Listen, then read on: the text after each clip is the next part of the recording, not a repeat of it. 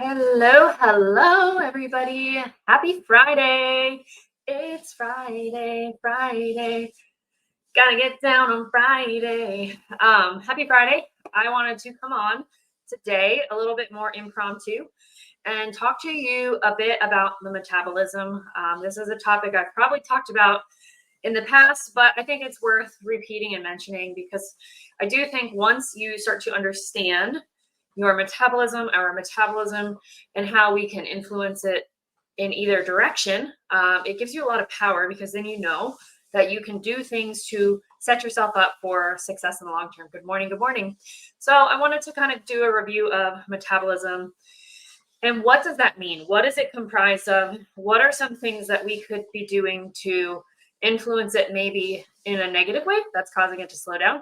And then what are some things that we can do to influence it in a positive way? So rev that metabolism up because that's a big topic. A lot of people are like, how can I improve my metabolism? My metabolism's super slow. This is why I can't see progress, which is true, but also there's truth to it, but it's also not fully true. I will dig deeper into that. Good morning. Good morning. So first things first, this is going to be my first time sharing my screen, so bear with me through this platform. I've shared my screen many times, but let me share. It's easiest with two monitors. Cool. I don't have two monitors to work with, so we're going to share this. Yes. Okay. All right. Can you guys see this? I think you probably can. So this graph right here is the TDEE pyramid, or total daily energy expenditure breakdown. It's the breakdown of what our metabolism is made up of, or what I would go ahead and say what our daily calorie burn is. And that is it's actually made up of multiple things. A lot of people think of that as just one fluid thing, like, oh, I burn this many calories per day. But if you guys didn't know or didn't realize already, our metabolism, our calorie burn day to day is very different. It's constantly fluctuating based on stressors and pressures we put on our body. It's based on many, many factors. So I'm going to run through those here. So the biggest driver of our daily caloric burn at 70% of our total daily calories is our BMR, or our basal metabolic rate.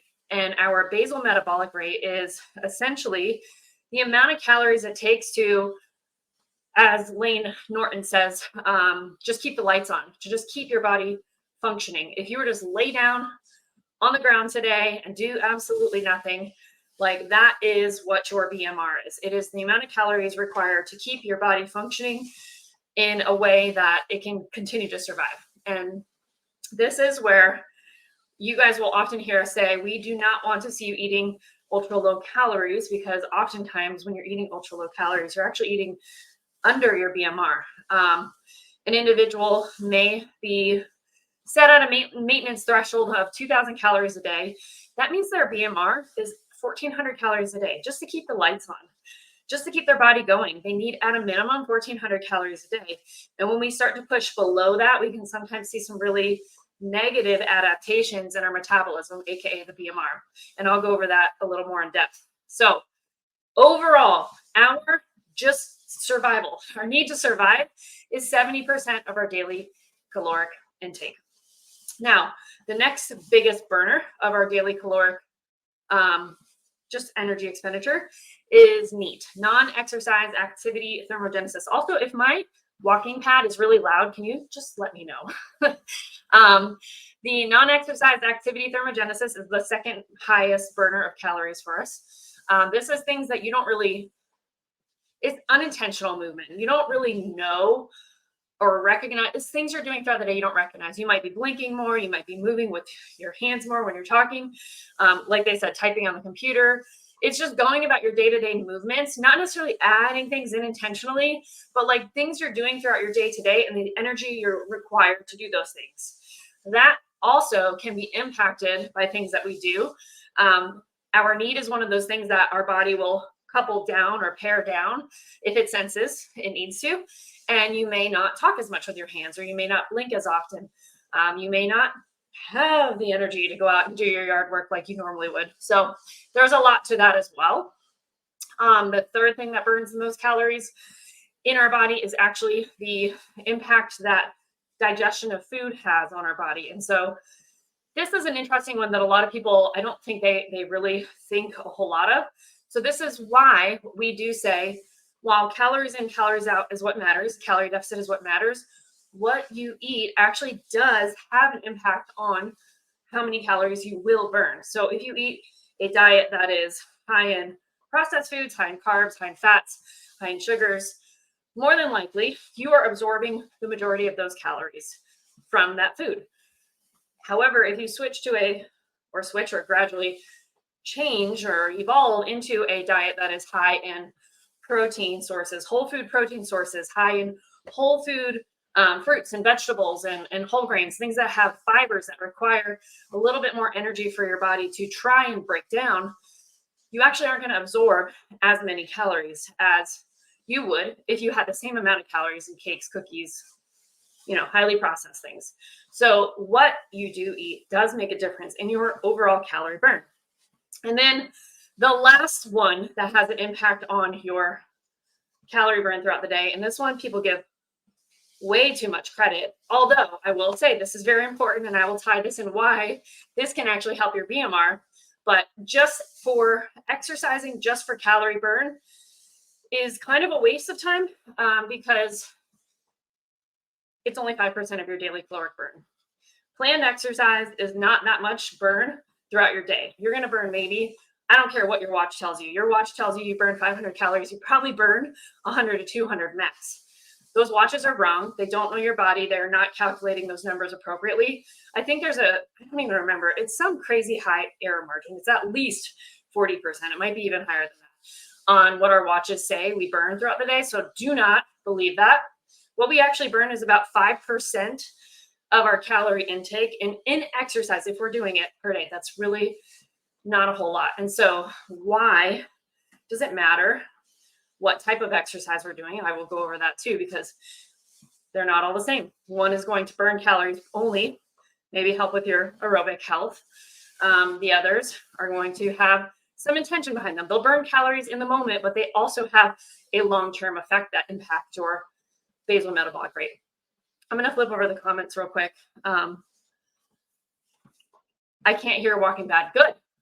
I love it. Okay. So I'm going to leave this up while I talk. And I might flip back and forth to check on comments and such. But when it comes to our metabolism, this is where a lot of people, I think, have a hard time understanding it. They will eat in a calorie deficit. Say that you have a TDEE, your total daily energy expenditure is somewhere around 2,000 calories a day. So then you push your calories to 1,500 calories to lose 1 pound a week, or somewhere between 1 to 2 pounds a week, just depending on how much activity you have through the week and how you're doing. Well, they do that for X amount of time and they see progress, and all of a sudden the progress plateaus. And they're just like, oh, I don't really understand. This was working so well before. Why is it not working anymore?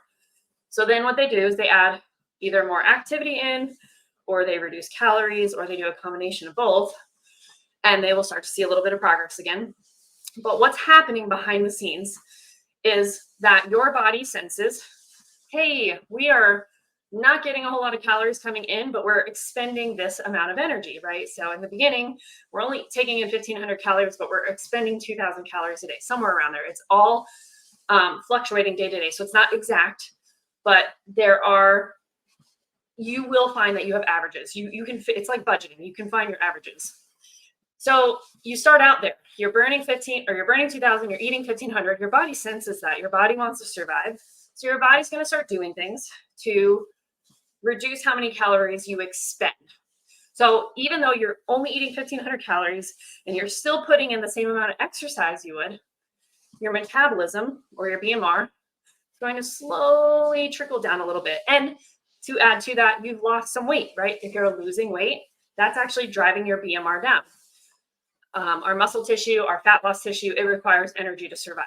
And actually, individuals that carry a lot of body fat also probably do have a decent amount of lean mass or muscle tissue underneath their body fat, because they need to in order to move their body around. But as we lose weight, which again, not always fat tissue, it could be fat and muscle. As we lose weight, we require less energy. So our body starts to slow that metabolism down. We don't need as much energy. So the metabolism starts to adjust. And then our non-exercise activity thermogenesis, or our intentional movement throughout the day, is also going to start to decrease. Because again, our body's saying, hey, we don't have as much energy coming in as we did before. We don't really need to have all of these bells and whistles going. We don't need to blink our eyes so much. We don't need to move our hands as much when we're talking. Just starts to slow you down a little bit. And this is why a lot of people start to feel low energy and fatigue when they're deep into their calorie deficits. Your body is getting signals like, hey, we don't have enough energy, so let's budget for a little while so that we can keep the lights on, right? So those things start to slow down. Then you're driving your calories down. You're increasing your activity. And what's happening is now your body's saying, okay, well, it's still happening. We're trying to survive here, but still not enough energy to keep the lights on. So now we need to budget even further. Then it's going to start impacting hormones, which it does in the beginning, but it will eventually get to the place where it really starts to negatively impact your hormones. And you might find that you're having trouble sleeping. If you're a female, you might have disturbances in your menstrual cycle. You might notice your hair is getting thinner, your skin's thinner, nails are frail. You just don't feel well, right? You're like, brain fog. I can't think straight. I'm really hungry all the time, or maybe you're not hungry at all. There's a lot of things that can start happening when your body gets these signals like, okay, we do not have enough coming in. So we're going to pare things down, budget, so that we can keep the lights on.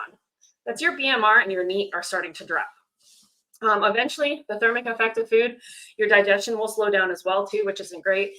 And then, of course, your exercise activity thermogenesis might also be impacted, because if you have less energy, you're probably not able to give quite as much as you normally would to a workout. So why should you care about that? Well, let's go back to the big picture. In the beginning, when you were doing X amount of activity with a calorie deficit, you were consuming 1,500 and you could have consumed 2,000 without gaining weight. And now we've driven it down to, let's say, 1,400 right around your BMR, or maybe even 1,350, and you've increased your activity. Now you're in a pretty steep calorie deficit if you were to be able to eat 2,000 calories, but really you're not, because your body has adapted down. Your body said, all right, let's budget down and conserve. Your actual calorie burn has now dropped. Like what your body is capable of tolerating right this moment is lower, because your body has adjusted. If you had that metabolic adaptation to the stressors you place on it. And this is where a lot of people get themselves into a corner, because they feel not so great. They're not getting the progress they want to anymore. And they have this fear that they're going to gain the weight back if they start to eat more calories. And this is something that we as coaches see a lot of. We see a lot of women. We don't really have men too much that have this issue, although it does happen with men. But we see a lot of women, they come to us and they've been dieting for a long time. And they have a big fear with eating more calories. And ladies, especially those of you who are like 40 and up, I think this is probably hits you the hardest. They have a really large fear that they're going to, if they eat more calories consistently, they're going to gain weight. And that's the opposite direction of where they want to go.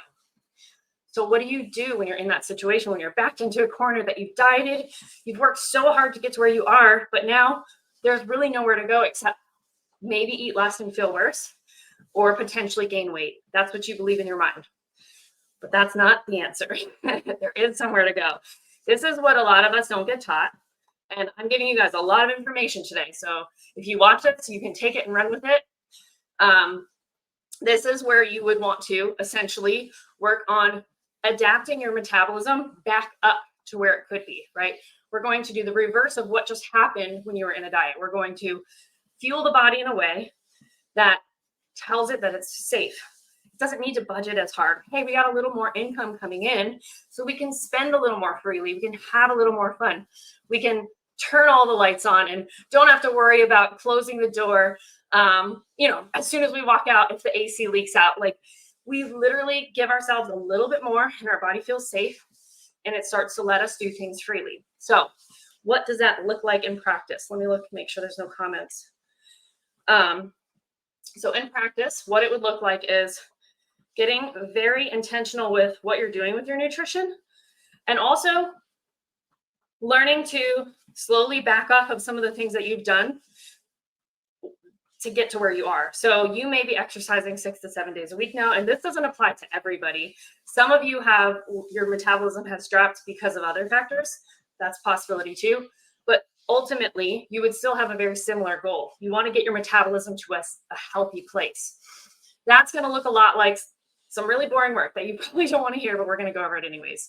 Number one, getting consistent with your intake, your food intake. It's going to fluctuate day to day, but it's going to be getting consistent with slowly increasing your calories. Say you're at 1,400 calories because that's where you brought your calories down to, and now you're kind of stuck there. All right, well, for a week or two, we're going to eat 1,500 calories, and we're going to slowly increase those numbers. Now, numbers are going to be dependent on where you're at to start with, but typically in our clients, it's going to come mainly from fats and carbs, but if they are low protein, then we would add protein in too.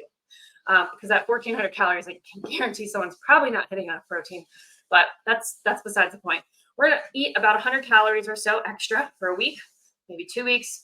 We're going to continue to keep our activity levels where they are right this moment, and just see how our body's responding. But what the goal is going to be to increase strength training if we are not already doing that. Now, why do we want to do that? Strength training will, as we increase calories, ensure that, one, we are not going to hold on to extra fat. Two, it's going to start to build muscle because now we're bringing our calories up and our body's like, oh, all right, we got some extra calories coming in. What can we do with this in this moment? And it's going to be like, let's put some of that in these muscles because we're getting this signal that there's some stress, there's some pressure on these muscles and they need to recover. So it is forcing your body to give some of that energy to the muscle tissue. And it's also allowing your body to go, okay, well, we're getting a little more calories coming in, so we can start to improve our hormone profile, our hormones. We can bring them up a little bit so that, maybe the skin regenerates quicker, nails get a little harder, hair is thicker, our cycle starts to return to normal, all the things. Increase calories a little bit for a week or two. Make sure we're strength training. Strength training is huge. And as we strength train, what we're essentially doing is we're putting on this really metabolically active tissue to replace what was there. We had fat there, right? We want to now have muscle tissue to kind of do that burning for us. So the more muscle you have on your body, you guys, this is why you'll see really big old people. They're able to eat like 3,000, 4,000 calories a day because they just have so much tissue, lean body mass, that it's taking care of the calories for them. It also helps with insulin resistance. It helps with your glucose, blood sugar control. So strength training is beautiful. Don't bash it. You don't have to do a ton of it either. 3 days a week is probably plenty for many. I think personally 4 days is a sweet spot. I love 4 days a week. That's what I do. But strength train to build the muscle as you're bringing the calories up, reduce your risk of gaining fat tissue, and also to increase your metabolism because more lean mass equals increased metabolism. And then what do you do from there? So now you're at 1,500 calories. You are starting to do your strength training. Really, the scale's not doing a lot in the beginning. It might fluctuate a little bit because that's what happens when you start to bring more calories and food in. There's more poop in your intestines and food in your belly and water weight being carried. And then too, if you're strength training, you're possibly building muscle and or carrying water in your muscle tissues. You bring your calories up another 100, maybe even 200, depending on how quick your body responded to the last bump. Bring those calories up again and continue what you're doing. Maybe even, dare I say, drop how many steps a day you're getting. Say you're like crazy 12,000 steps a day. Oh, now I'm going to do 2,000 steps or not 2,000, 10,000 steps a day. I'm going to slow things down a little bit so that my body feels a little extra safe, right? We're giving it a little extra spending money. So now it can do what it needs to with those calories. So now we've increased our calories. Let's say you did a 2,000 or 200 calorie bump. Increase them to 1,700 calories. Starting to feel better, starting to have more energy, which means you now are starting to talk with your hands again, or blinking more, sleeping better. You are maybe able to give more effort in the gym. Then another 2 weeks or so, you bump your calories up again 100, see how your body tolerates it. And again, you continue to follow the same consistent habits and routines. And over time, you're going to slowly escalate those calories till you get to a point where the scale stays the same and or there's no like major gain. Or if the scale starts to go up a little bit, and again, usually there's a quick fluctuation that drops when you bump calories. But after 2 weeks, 3 weeks or so, maybe even a month, if the scale is just kind of sitting the same, or if it creeps up like a pound or something, or 2 pounds, then you're like, okay, this is close to my maintenance. So you can either dial the calories down a little bit, or maybe you're someone whose metabolism's loving it. You can dial the calories up even more. And that's where you would sit for a while. You want to sit at that calorie threshold for months, probably 3 months minimum. Most people need at a minimum 3 months, but I would even argue some of you who have dieted for a long time probably need like 6+ months to do this. Let your body sit at this period of time and continue to strength train. Let it feel safe again. Let it bring the metabolism up, the hormones to regulate. Learn to love the process and get consistent at maintenance. Therefore, when you're ready for that fat loss again, the fat loss phase, which I know you're ready for now, trust me, I'm very aware that this phase is really hard. Reverse dieting the maintenance is hard because mentally you're ready to shed the fat, but physically your body is not. But bringing yourself up to maintenance, allowing your body to heal, is going to make the next round of fat loss way easier for you. Because now, instead of having to cut from 1,400 calories again where you were at, let's say you revved your calories back up to 2,000. Sweet. Now you can go back to 1,500 or 1,600 possibly even, and try again. And then you would take a break from the diet, reverse back up, do the maintenance phase again, and then diet again. It's just a cycling process that a lot of people don't know to do. This is why they get stuck. So, moral of the story. The things we're doing to our bodies, even if it's intentional to lose fat, we think we're doing things to be healthier, and we are. It is having an impact on our metabolism, and we don't recognize that we have to reverse it too. You can't just do something and expect no consequence of it. There's always checks and balances, right? And so we always need to make sure we're budgeting and then recovering, and budgeting and recovering. And another couple things that are really important in impacting all of these in your journey, and I think that you should be maximizing or trying to improve these at any point in your phase, whether you're in a deficit or at maintenance, is your sleep. If you're getting crappy sleep, if you are, I don't care who you are, you tell me you can survive on 5 hours of sleep because you always have, you're not, okay, you're doing exactly what you said. You're surviving, but you're not thriving. Wouldn't you rather thrive and have fat loss come a little easier and have your metabolism be in a better place? Because sleep is going to kill all of those things for you. Lack of sleep, I should say. So I usually say 7 to 9 hours of sleep. That is a sweet spot for most. If someone can't absolutely get 7 hours, maybe they're between 6 to 7, but their quality is like a 8 to 10 out of 10, we're doing all right. I really care about that quality of sleep a lot. How do you feel when you wake up in the morning? Do you feel rested, or do you feel like I need to go back to sleep for another 10 hours? That's a red flag. Your body is tired. There is something going on. And that is also we could dive deeper into that, but that's for another day. So working on your sleep, so important, you guys. I know some of you think you can run on fumes and caffeine. It's not doing you any favors. In fact, it's slowing your metabolism down dramatically. And then on the other end of the spectrum, something that a lot of us are guilty of, myself included. This is one thing that we all could get a lesson on, is decreasing our stress levels. And I know some people laugh at like, I have so much stress in my life, I can't control it. You're right. You probably can't control those things. So that's why you should let them go and not let them stress you so much. Oftentimes we give the power of our life to others and things and circumstances outside of us. And we do have a lot of control in how we let things weigh on our minds, how we think about things, how we feel about things, how we act upon things.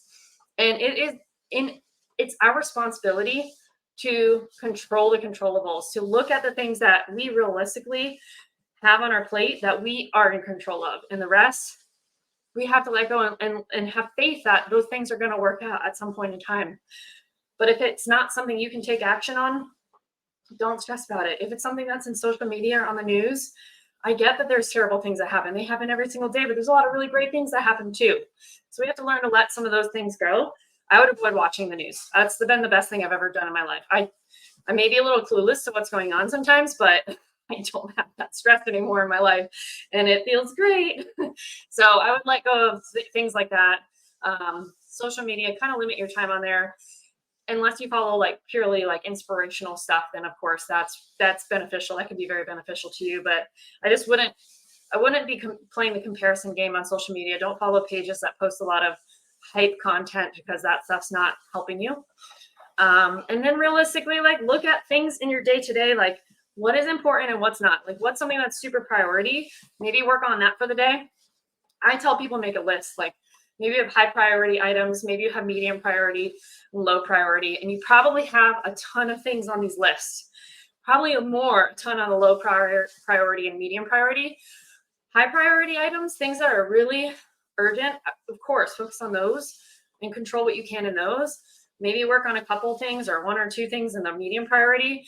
And then the low priority, they're there. They're things that are like people stress about their laundry. I'm like, laundry never ends.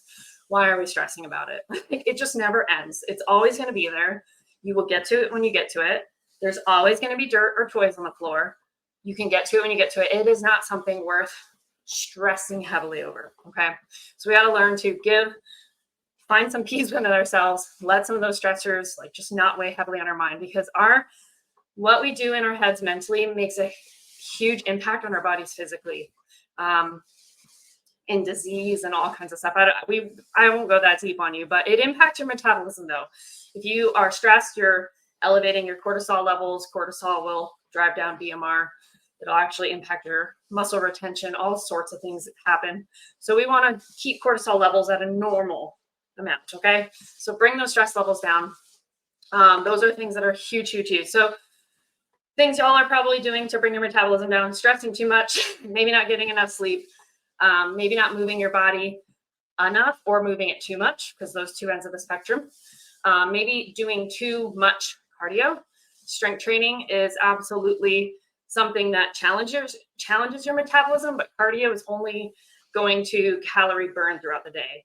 Our body is really adaptive to cardio. So if you want to become a runner, you actually probably have a better chance of increasing your miles like relatively quickly or improving your cardio endurance compared to someone who is strength training, trying to build muscle. That's a much slower process. Cardio, you adapt to quick. Your body recognizes it quick. It says, oh, we're doing this thing. Let's start to conserve energy. So like where you may have burned 100 calories at 1 mile, you may be burning like 70 something calories at a mile now. Your body's just really, really adapted to cardio. So it's a great addition to exercise. It's wonderful for aerobic health, but in terms of metabolism, strength training is where it's at. You might be eating low quality foods, highly processed foods. That's going to drive your metabolism down. So transitioning more to adding more whole foods in. And when I say whole foods, just think like foods more in their natural state, closer to their natural state. Obviously, there's fruits and veggies that are frozen and canned and whatnot. They're still going to be more beneficial for you than like a fruit roll up. You know what I mean? So moving more towards foods in their more natural state. And I'm not talking about eating your vegetables raw either. That's actually really harsh on your digestive system, but just having more fruits, veggies, meats, whole grains. You don't have to have only those things though, just having more of them in your life, okay? That's going to improve your metabolism, whereas all processed, man-made foods, lots of chips, candies, baked goods, things that are just like, I don't know. There's this guy that I follow. He's really harsh. I wouldn't necessarily recommend you follow him. Things that are really soft and palatable and taste really yummy, probably not the greatest for you. And things that are maybe a little more lean to eat, they're a little harder to chew, those are probably a little more beneficial for you. So think soft, shitty foods, lean, hard foods for a lean, hard body, soft, shitty foods for a soft, shitty body. I'm not bashing all soft foods. I love cookies and cakes and stuff. You can have these things in your life, but you have to be realistic with how many you consume and how they're going to impact your progress if you have a lot of them. So, and then outside of that, just general movement. There's a lot of like, people are like, yeah, but steps, isn't that an intentional movement? So wouldn't it be exercise? Yes, technically it's exercise, but like if you're someone that like paces while you're on the phone, that's probably a neat for you. You're not even realizing you're doing that. But then when you're in a low calorie diet and you're tired and exhausted, you're laying on the couch talking on the phone. So those things you have some control over, of course. You can force yourself to do them, but in the same token, if you're feeling your body enough, you will probably naturally want to move more. In the beginning, maybe not. Maybe you need to get up and make that intention, because a lot of people do have very sedentary lifestyles. But once you get to the place where it just kind of comes a little more naturally, it's going to shift as your metabolism dials up and down. Other things that might impact your metabolism negatively, I would say health conditions can. So obviously this is going to be totally dependent on the individual, but hypothyroidism is a very common one. That's a slower metabolism. But oftentimes a lot of individuals who experience hypothyroidism, some of it's genetic, but some of it is lifestyle. It is driven by chronic low-calorie diets or stressors in their lives, things that created their metabolism to drop. And now it's kind of like got this inability to recover. So hypothyroidism is one of them, but along the same lines as everything I would recommend someone else to do, those methods can absolutely improve their metabolism. And we've had some clients, or one in particular I can think of, that came off of her thyroid meds. She was with us and she worked with Coach Tanya, and she was able to come off of her thyroid meds, I believe, completely. And if not, at least drop her dose significantly, or maybe just end up on like a supplement, which they didn't even think that was going to happen for her, but she did, because she did the things to improve her metabolism, and now it was firing up and working in a way that was healthy. It was considered normal. So it is possible. Sometimes people have hypothyroidism for reasons outside of like genetics or Hashimoto's or something of that sort. So you can actually still improve your metabolism, even though you have things like hypothyroidism, especially things like PCOS, insulin resistance, diabetes. Those things obviously can impact your thyroid as well, but you do have some degree of control in what you can do to positively influence your thyroid, even though you have those conditions. So you are not at a complete loss. You do have control. I hope this was helpful. I hope that you find that there is some peace of mind knowing you can increase your calories, so long as you also change the way you're living your life, right? You're adding strength training in, maybe controlling your sleep, your stress, and just really supporting your metabolism and your thyroid health, which will improve your overall hormone health. So that's why hormones are a tricky topic. Everyone's like, oh, it's my hormones' fault. Well, yes, but why are your hormones funky in the first place? There's usually a reason for it. And we have to find out the root cause of why the hormones are funky, because there's a lot to that. Gut health is another one, but it's another deep dive topic that we're not going to talk about today. So anyways, I hope that was helpful. Let me see if I got some comments. Very helpful. Good. I'm glad.